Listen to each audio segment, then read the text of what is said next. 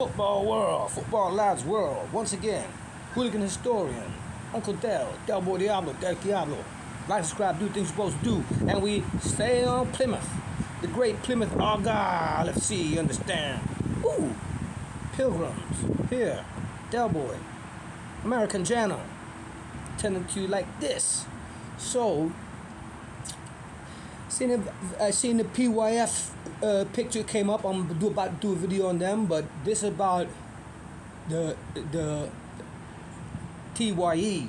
Understand, TYE and under 5's. And then I got some newer firms, younger ones that perhaps I'll do, but I'm not gonna do them in this series. So, what I knew about when I was in Plymouth and I got a badge, you know what I mean? Other boys talked about it, TYE, the youth element, right? But then there's something older, Plymouth Youth Firm. So let's just talk about TYE. To me, TYE wasn't such an organized firm the way I know about it. It is just a general youth of Plymouth, let's say. And it does have connection with TC, kind of junior boys. I don't want to put it in American gang terms, but more of a hang around, or, you know what I mean? I don't know if I never saw it that it was like a proper youth firm, let's say, the TYE, but I could be wrong. But whereas the under 5's, under 5's, the great Stephen Adamson, Sean, my boys. Now I think that Steph put together the under 5's, if I'm not mistaken. And there's a great story, a brilliant story in football history, football violence history, football hooliganism, casuals that everybody can relate to from America and anywhere else. If you see the real Football Factors International, the men like Doug and Naylor, Sheffield Wednesday, OCS, our crime squad. Cheers, man. Like Doug Naylor, I've communicated with him before. I respect him. I always thought it was funny that his part in Football Factory, Real Football Factors International. I could go into that, but the focus here is Plymouth and how it intersects is at the Walrus, a place I hang around with. Cheers to all the boys that knock around there, not far from the hoe, isn't it? So, sometime. Basically, football, this is why I know it. This is why I tell it.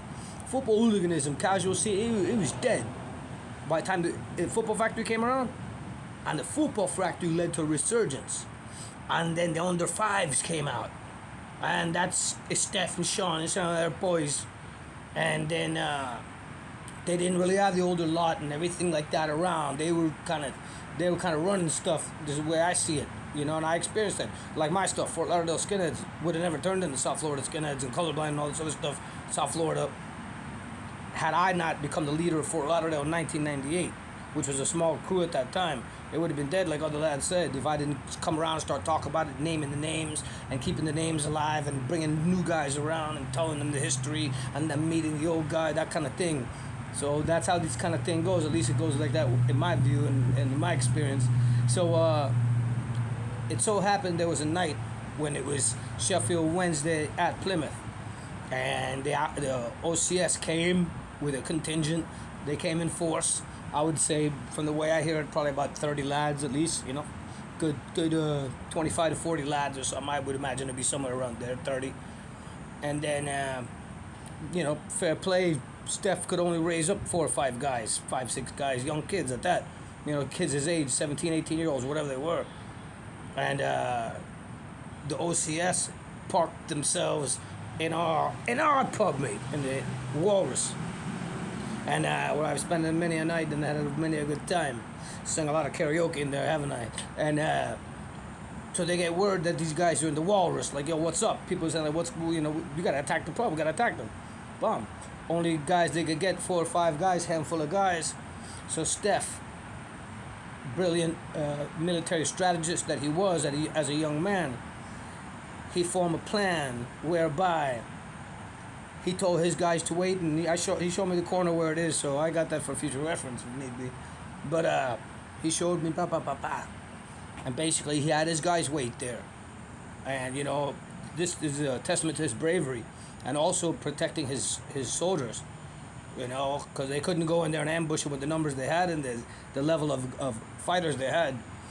So he walks in, you know, CP, aquascutum, scarf, whatever. Boom, the whole works, let's say. He's in uniform, and I guess he goes up in there. He walked right in the middle of all of them And he said Doug Naylor sat there like this. You know, sat there like a big, a top banana, as it were. And he walked, and I guess he and Steph walks over. What's up? He says, "You want it, cunt?" You know. What? What are you, 15 years old? Yeah, you want it? And I think that Doug Naylor kind of laughed him off a bit. And he says, he told him where to go. He said, "Come down here." Da, da, da, da, da. He told him to send the guys there. And I don't think that Doug Naylor took it serious. Steph goes out.